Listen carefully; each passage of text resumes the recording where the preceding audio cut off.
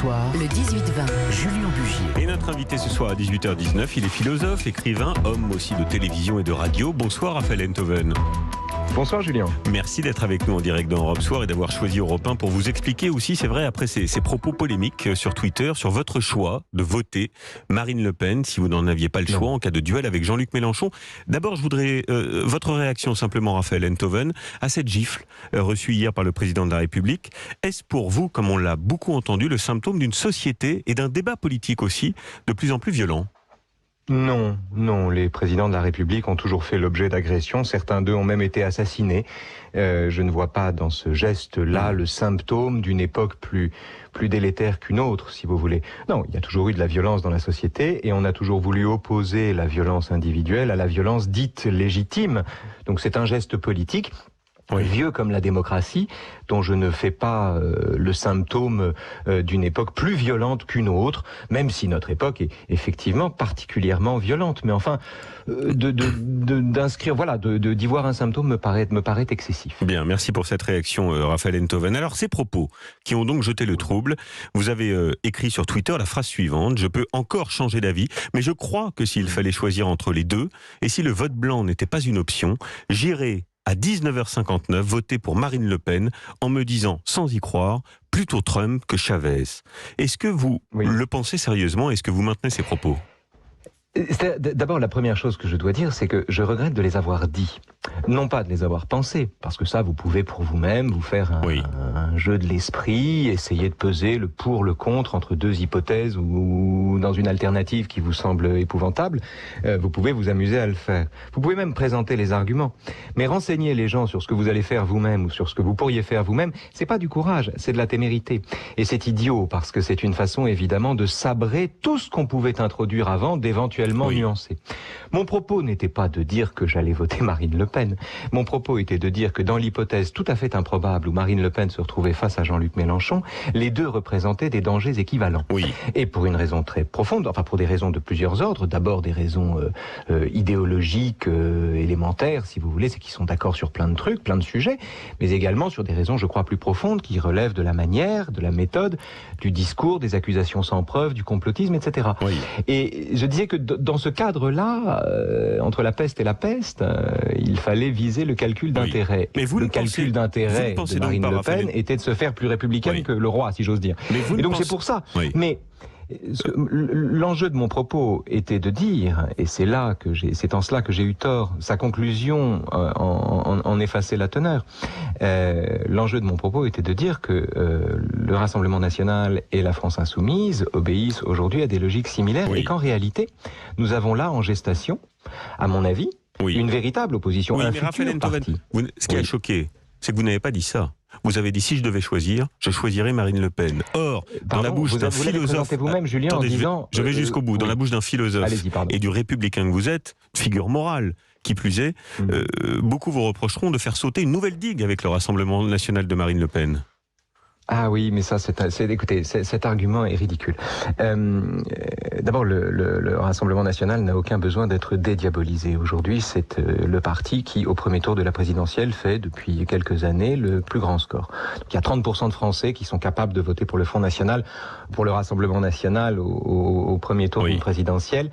Parler de diable à ce moment-là, c'est, comment vous dire, c'est ménager les conditions de son succès.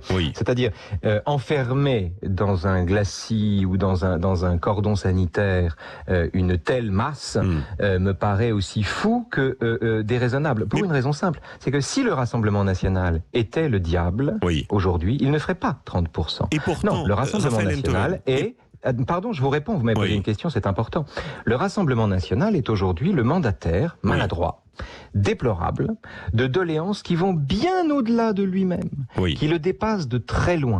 Et c'est à cela qu'il faut s'adresser, et c'est cela qu'il ne faut pas diaboliser, ni criminaliser leur vote. Comment voulez-vous criminaliser le vote de gens qui votent pour un parti qui est autorisé et qui fait 30% au premier tour? Ceci est irresponsable. Deux remarques. D'abord, vos amis du printemps républicain ont fermement condamné vos propos avec une phrase simple.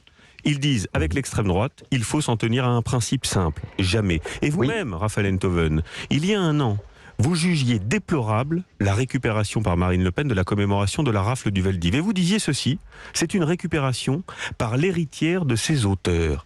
Alors comment pouvez-vous dire ceci et en même temps dire que vous préférez voter Marine Le Pen plutôt que Jean-Luc Mélenchon ?